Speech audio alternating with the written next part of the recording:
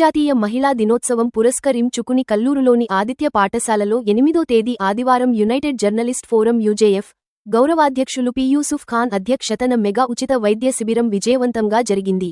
ఈ కార్యక్రమం United Journalist Forum UJF జిల్లా కమిటీ, తెలకపల్లి నరసింహయ్య గ్రంథాలయం, కల్లూరు ఫోటో మరియు videographers association, journalist association of Andhra Pradesh JAP జిల్లా కమిటీల సంయుక్త ఆధ్వర్యంలో కర్నూలు జిల్లా గ్రంథాలయం మాజీ chairman KG Gangadhar Reddy, Shri Aditya Vidya Nilayam correspondent Vasudevaiah, Bharatha Chaitanya Yojana party రాష్ట్ర ఈసీ సభ్యులు వరుణ్ కుమార్ యాదవ్ల సహకారంతో Medicover, Shantiram, Shri Venkata సాయిరా L dental క్లినిక్ల సౌజన్యంతో నిర్వహించారు. ఈ శిబిరానికి కల్లూరు మండల విద్యాశాఖ అధికారి శ్రీనివాసులు, అడ్వకేట్ సౌభాగ్య ధరణి, ఐద్వా నాయకురాలు కిరణ్మయి, రుధిరోద్గారి ఎడిటర్ చిన్ని హాజరయ్యారు.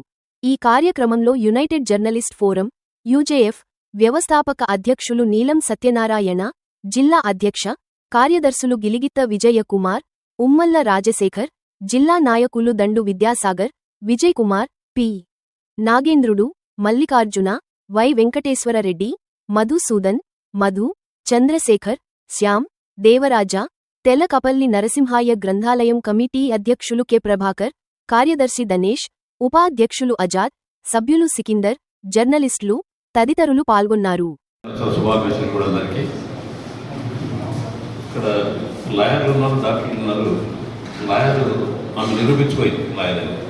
ఎందుకంటే అనర్గళంగా మాట్లాడారు, డాక్టర్ గారు మినిమం మాట్లాడారు, ఆమె మాటలు అవసరం లేదు.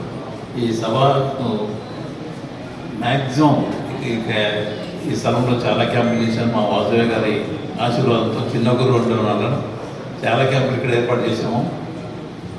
నాకు 200 క్యాంపుల పైన అయిపోయినాయి. నా వ్యక్తి వ్యవసాయం చేస్తుంటాను. నేను గ్రంథాలయ సంస్థ చేయడం స్టేట్ డైరెక్టర్ చేశాను. స్త్రీని శక్తి స్వరూపినిగా చూస్తారు. మనకు అనేక గ్రంథాలు చెప్పేటటువంటి ఒకటి, మొట్టమొదటి తల్లికి అంటే స్త్రీమూర్తి అయినటువంటి తల్లికి మాతృదేవో భవ అని మొట్టమొదటి చెప్తాం.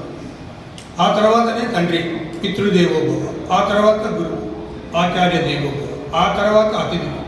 అంటే మొట్టమొదట ప్రాధాన్యత మహిళలకు ఇస్తున్నారు.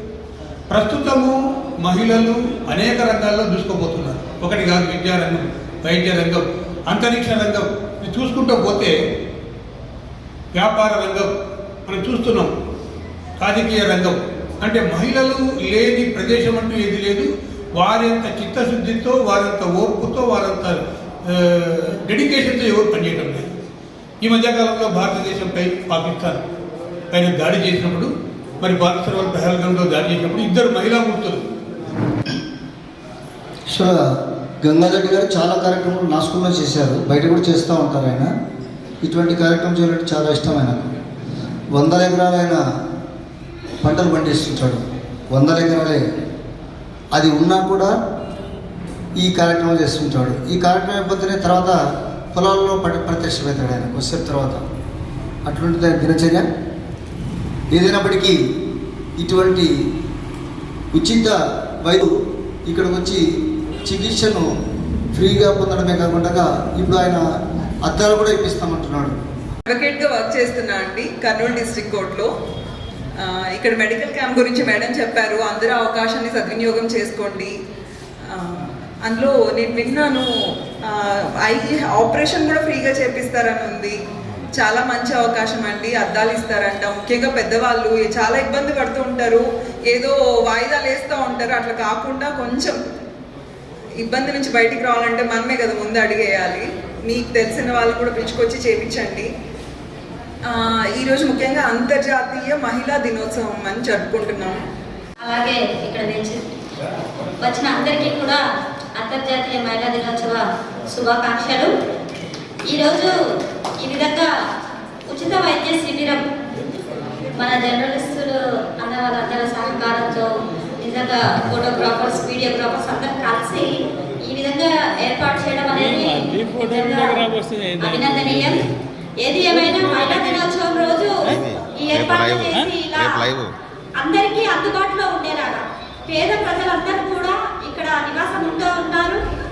సో హాస్పిటల్స్కి అంతంత దూరం వెళ్లకుండా ఈ విధంగా అప్పుడప్పుడు అరేంజ్ చేస్తూ ఉంటే ఈ చుట్టుపక్కల నివాసం పేద ప్రజలందరికీ అయితే ఇది చాలా ఉపయోగకరంగా ఉంటుంది. ఇది ఒక మంచి అవకాశం. అందుబాటులో ఉన్న వాళ్ళందరూ కూడా ఈ విషయాన్ని తెలియజేసుకొని ఇక్కడికి వచ్చి అందరూ చూపించుకుంటే, ఎందుకంటే ఆరోగ్యమే మహాభాగ్యం కదా, మన ఆరోగ్యాన్ని మనమే కాపాడుకోవాలి. కాబట్టి ఖచ్చితంగా డాక్టర్స్ చెకప్స్ అనేవి కంపల్సరీగా చెక్ చేసుకుంటూనే ఉండాలి. అప్పట్లో ఒక 50 ఏళ్ళు దాటాక అన్ని జబ్బులు వస్తాయి అని అనేవాళ్ళు. ఇప్పుడు ఏం లేదు, 30 సంవత్సరాలు దాటినాయంటే షుగర్లు, బీపీలు ప్రతి ఒక్కటి ఏదో ఒకటి మనిషికి వస్తూనే ఉన్నాయి. సో ఈ ఉచిత వైద్య